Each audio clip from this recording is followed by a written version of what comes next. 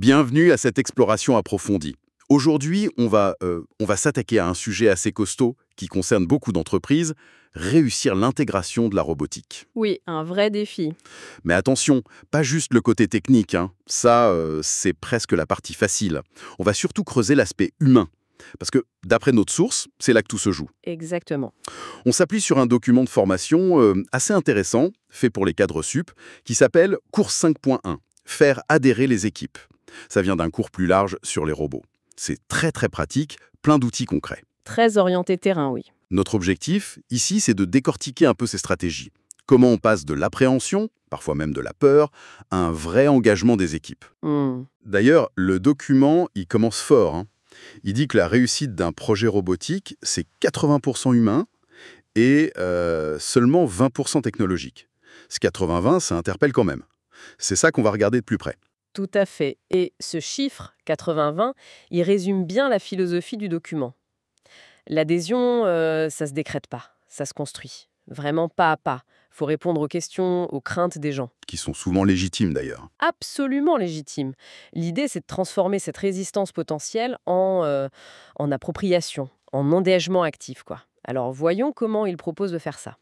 Ok, alors si c'est 80% humain, par où on commence? Le document parle de fondation psychologique. C'est quoi adhérer, au fond, dans ce contexte? L'adhésion, d'après cette source, elle repose sur 4 piliers. 4 besoins essentiels à satisfaire chez les collaborateurs face à ce type de changement. D'accord. Lesquels? Premièrement, le sens. Il faut que chacun comprenne le pourquoi. Pourquoi ce projet? Pourquoi maintenant? Qu'est-ce que ça apporte vraiment, au-delà des chiffres? Le fameux why. C'est ça. Deuxièmement, la sécurité. Sécurité physique, bien sûr, au contact des machines, mais aussi, et ça c'est souvent le point le plus sensible, la sécurité de l'emploi. Est-ce que je vais garder mon poste? La question qui tue. Exactement. Troisièmement, la capacité. Est-ce que je vais être capable? Est-ce que je vais savoir utiliser ces nouveaux outils? Donc ça implique de la formation, de l'accompagnement, se sentir compétent, quoi. Logique. Et enfin, quatrièmement, la fierté. Être fier des nouvelles compétences acquises, voir qu'on est reconnu, qu'il y a des perspectives d'évolution. Si un de ces 4 piliers manque, l'adhésion, elle est bancale. Et il y a aussi 3 vérités opérationnelles que le document souligne, des trucs qui viennent du terrain. Ah oui. La première, la peur, elle est souvent rationnelle. Elle est basée sur des expériences passées, sur des incertitudes bien réelles. Donc, juste dire tout va bien se passer, ça suffit pas. Il faut prouver les bénéfices, apporter des garanties. Ok, prouver. Pas juste promettre. Voilà. Deuxième vérité, c'est la compétence qui engendre la confiance. Plus on se sent capable, moins on a peur. D'où l'importance de former tôt, de manière très pratique, très rassurante. D'accord. Et troisième vérité, la reconnaissance.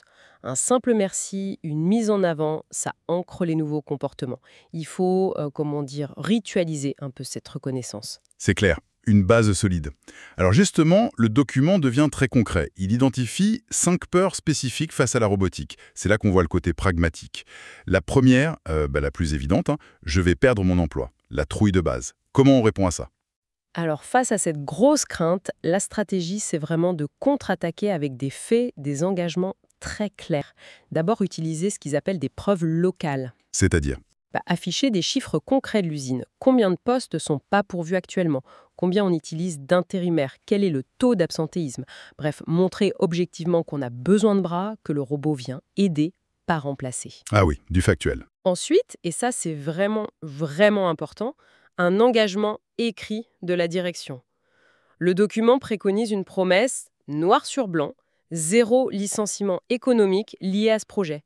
C'est un signal très fort. Ça rassure, forcément. Et enfin, proposer une perspective positive, l'upskilling, la montée en compétences. Annoncer clairement qu'on crée de nouveaux rôles, plus qualifiés. Par exemple, pilote de cellules robotisées. Avec une formation dédiée, peut-être une prime, une certification maison. Il donne même un exemple de script pour une réunion d'atelier très directe. Regardez, on a X postes ouverts depuis Y mois. La direction s'engage, assure, personne ne sera licencié à cause de ce robot. Au contraire, on investit pour vous former au métier de pilote robot. C'est un métier d'avenir ici. Et on mesure si ça marche? Oui. Il suggère de suivre des KPI, des indicateurs. Combien de personnes informées? Combien ont signé l'engagement si on le formalise? Combien s'inscrivent en formation? Et même un score NPS, vous savez, le Net Promoter Score, mais adapté. Est-ce que vous recommanderiez ce projet à un collègue inquiet pour son job? Très concret, effectivement. Bon, une fois qu'on a un peu apaisé sur l'emploi, vient la deuxième peur. Je saurais jamais me servir de ce truc. La peur de ne pas être à la hauteur techniquement. Qu'est-ce qu'on fait? Là, l'approche, c'est démystifier et accompagner. D'abord, des démos très courtes, très pratiques. Le document parle de 10 minutes pour montrer que les interfaces d'aujourd'hui, les IHM, sont plus simples qu'avant. Montrer que c'est pas sorcier, quoi. Exactement. Montrer la programmation par apprentissage, par exemple, où on guide le robot à la main. Ensuite, la formation modulaire, peut-être du micro-learning sur tablette pour les bases, et puis des ateliers très pratiques sur la machine ou un simulateur. Faut s'adapter au rythme de chacun. Ok. Et puis, un accompagnement après le lancement, ce qu'ils appellent le shadowing, un référent technique, un formateur qui reste à côté des opérateurs les premières semaines, pour les aider, les rassurer, répondre aux questions. Imaginez la démo. Vas-y, prends le bras du robot, guide-le où tu veux. Voilà, tu as enregistré le point, maintenant appuie là. Hop, il le refait tout seul. Tu vois, tu viens de programmer le robot. Ça a l'air tout bête, mais ça désacralise complètement la machine. Ça rend le truc accessible. C'est ça. Et les KPIs associés, ce serait le taux de réussite aux formations, un score de confiance auto-évalué, genre sur 5, vous vous sentez comment pour utiliser le robot, et puis le temps moyen pour devenir autonome. D'accord. Emploi, compétences. Mais il y a une autre peur, plus diffuse. Le robot va me fliquer, me juger tout le temps. La peur d'être surveillé par la machine. Comment on gère ça? La réponse, elle tient en 2 mots, transparence et finalité. Il faut être hyper transparent sur les données qu'on collecte. Lesquelles? Temps de cycle, arrêt, défaut. Pourquoi on les collecte? Pour optimiser, améliorer la qualité, réduire la pénibilité. Surtout, insister, jamais pour noter la performance individuelle. Ah oui, ça c'est le point clé. Absolument. Combien de temps on garde ces données? Qui y a accès? Il faut afficher une charte claire qui garantit l'anonymisation ou au moins l'agrégation des données. On mesure la performance du processus, pas de Pierre, Paul ou Jacques. Et surtout, il faut montrer le bénéfice pour les équipes, la contrepartie positive. Expliquer comment ces données, par exemple si on voit beaucoup de micro-arrêts ou des efforts répétitifs, ça nous aide à améliorer l'ergonomie du poste. Donc, moins de TMS, moins de troubles musculo-squelettiques. Ou à fluidifier le travail. Montrer que ça sert à leur faciliter la vie, en fait. Voilà. Le message, c'est ces données nous aident à trouver les vrais problèmes pour vous aider, pas pour vous contrôler. Et là aussi, des KPIs, le taux de validation de la charte data, des audits réguliers pour vérifier qu'on respecte bien les règles, et un NPS spécifique sur la confiance dans l'usage des données. Logique. Quatrième crainte, incontournable. C'est dangereux. Forcément, une machine puissante, ça fait peur. La sécurité. Oui, et là-dessus, évidemment, aucune concession possible. La réponse est multiple. D'abord, s'appuyer sur les normes et le dire, mentionner les certifications ISO 10128 pour les robots classiques, ISTS 1506-106 pour les cobots, ceux qui collaborent avec l'humain. Ok. Rassuré par les standards. Ensuite, des démos de sécurité. Très visuels. Montrer comment marchent les arrêts d'urgence, les capteurs, les barrières immatérielles. Pour les cobots, montrer qu'ils s'arrêtent au contact ou qu'ils limitent leur force. Faut voir pour croire. Il faut aussi un parcours de formation sécurité spécifique, les règles d'or, le port des EPI, les équipements de protection individuelle, le zonage autour du robot.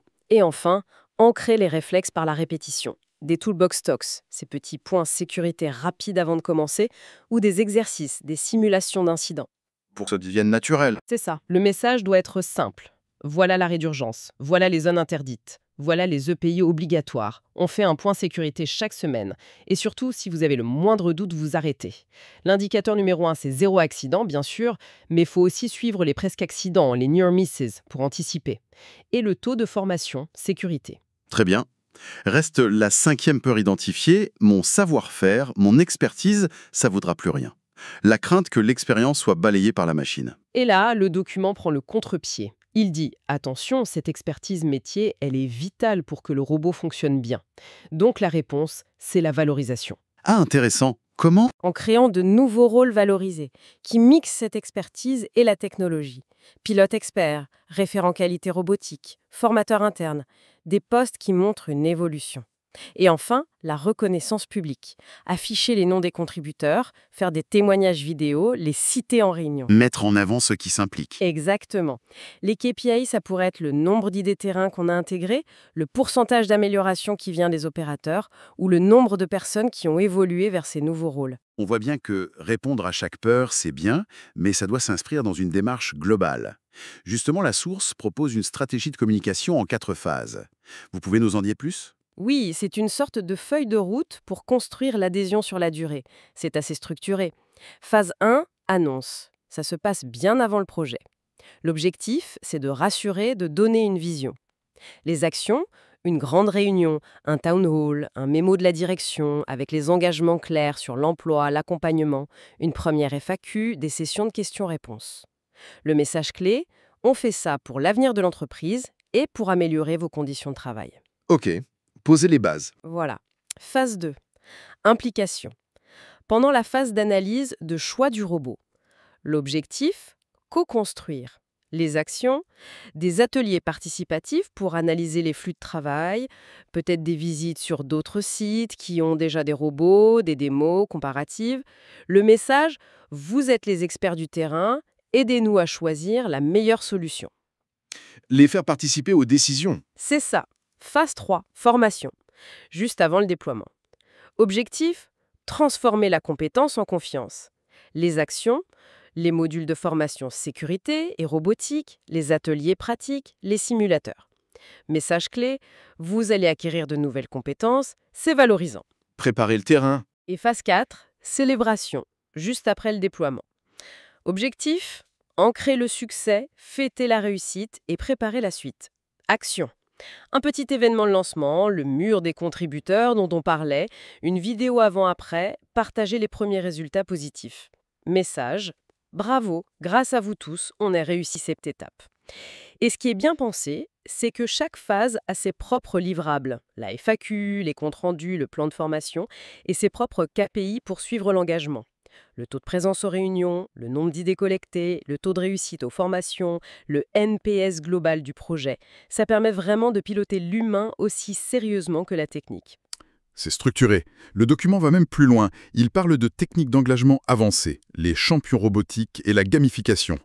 Qu'est-ce que c'est que ça? Ce sont des astuces, si on veut, pour que l'engagement dure, qu'il ne retombe pas comme un soufflet une fois que le robot est installé. Les champions robotiques, l'idée, c'est de repérer des opérateurs qui sont volontaires, plutôt positifs, influents.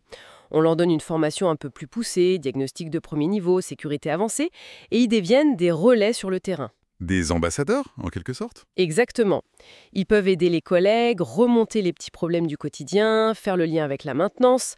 C'est un rôle reconnu, parfois avec une petite prime, un badge. Ça crée des relais de confiance. Et la gamification, c'est utiliser des mécanismes de jeu pour motiver. Ah, comme dans les jeux vidéo? Un peu, oui. Lancer des défis, par exemple. Qui optimise le mieux le cycle cette semaine? Challenge 0 micro-arrêt. Donner des badges virtuels ou réels. Héros de la sécurité, pro de l'optimisation. Peut-être un classement par équipe, mais attention, faut que ça reste bon enfant. Avec des petites récompenses sympas à la clé, une formation en plus, une visite de salon pro.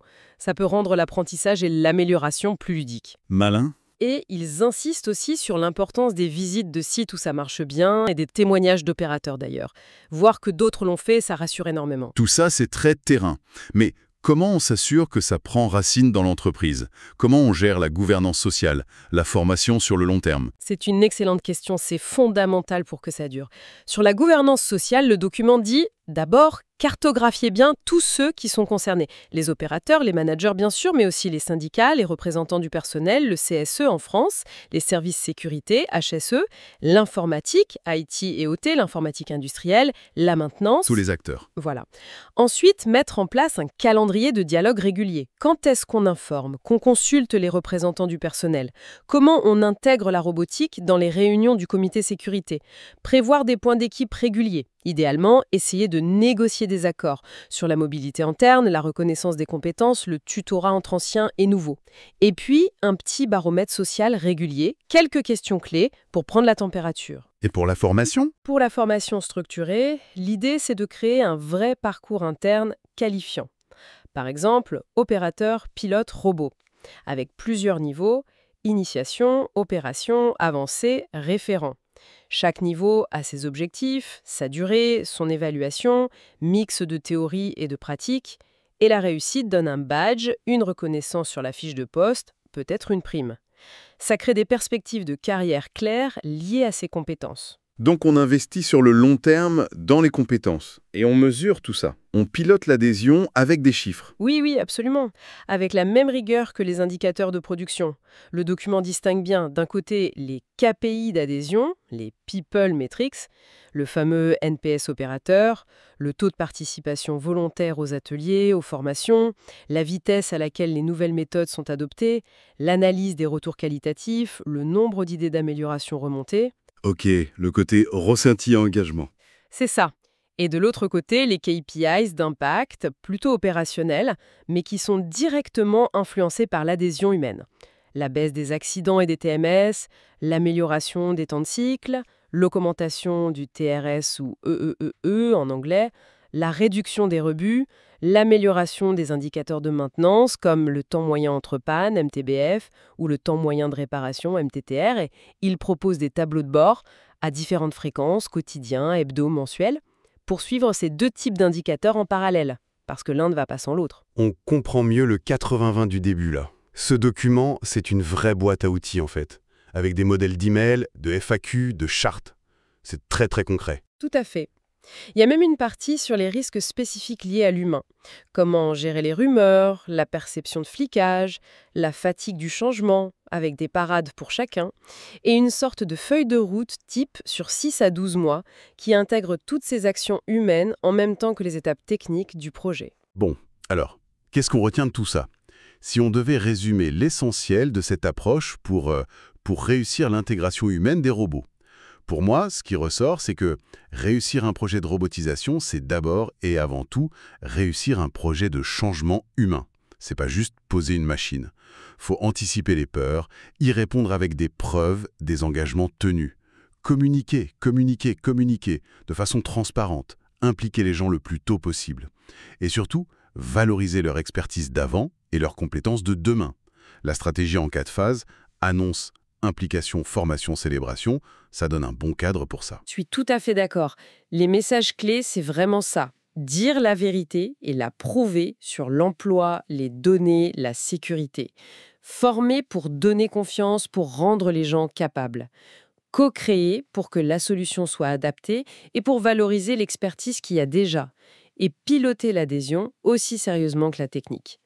L'ancrage dans la durée, ça passe par des parcours pro, une gouvernance sociale qui fonctionne. C'est un investissement au moins aussi crucial que l'achat du robot lui-même.